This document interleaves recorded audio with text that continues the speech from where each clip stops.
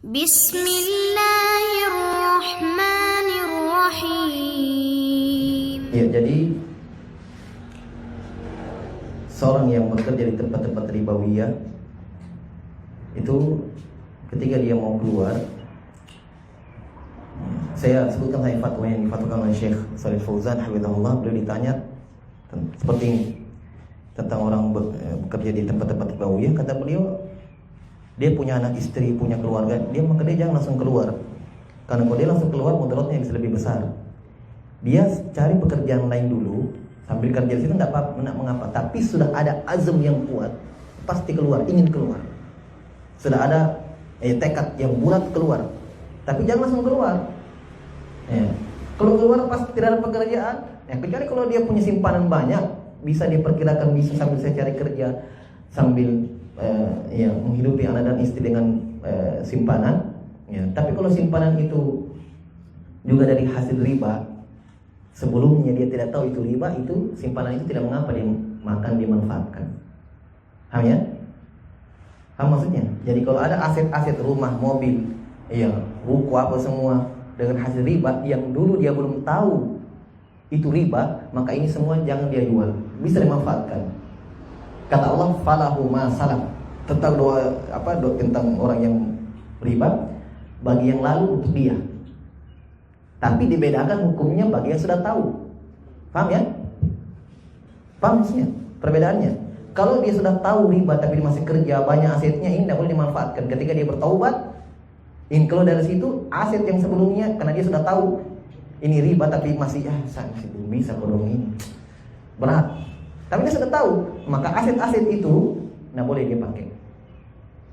Dia tabarruk.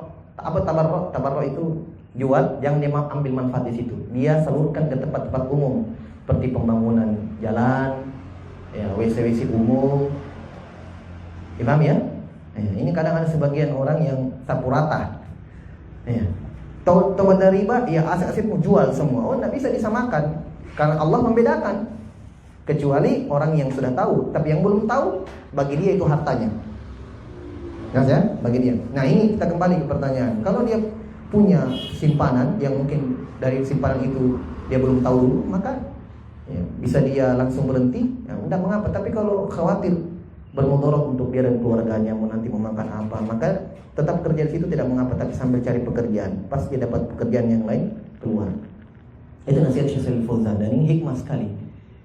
Pada tempatnya. Jelas ya, pada tempatnya. Jadi kalau diminta seperti itu, beri saja arahan atau nasihat sesuai dengan kemampuan kita. Kalau dia tanya misalnya kita tahu hukumnya ini tidak boleh, seperti bilang saja itu tidak boleh, yang saya dapat seperti ini, tidak mengapa. Itu juga dakwah. Dakwah itu tidak harus bagi ustadz, bagi yang sudah ulama atau tidak. Kita ini bisa mengajak semuanya, tapi sesuai dengan kapasitas kita, sesuai dengan yang kita pahami. Tahu juga satu hadis kita sebutkan, masya Allah dia bertobat, misalnya dia dengar satu hadis, masya Allah, faidah, ilmu.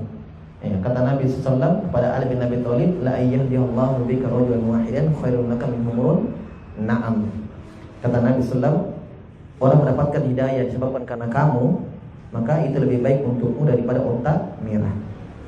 Jadi, tapi kalau misalnya pas ditanya kita perkara yang kita sudah tidak tahu, wallahu alam, tanya ustaz. Nah itu kita di luar kemampuan. Tapi kalau dia tanya dan memang kita pernah dengar ilmunya, pernah kita dengarkan dari ustaz atau YouTube, ini jawabannya, kita yakin dengan itu, bahkan lebih afdolnya lagi kalau kita tahu dalilnya, maka kita beritahu tidak apa-apa.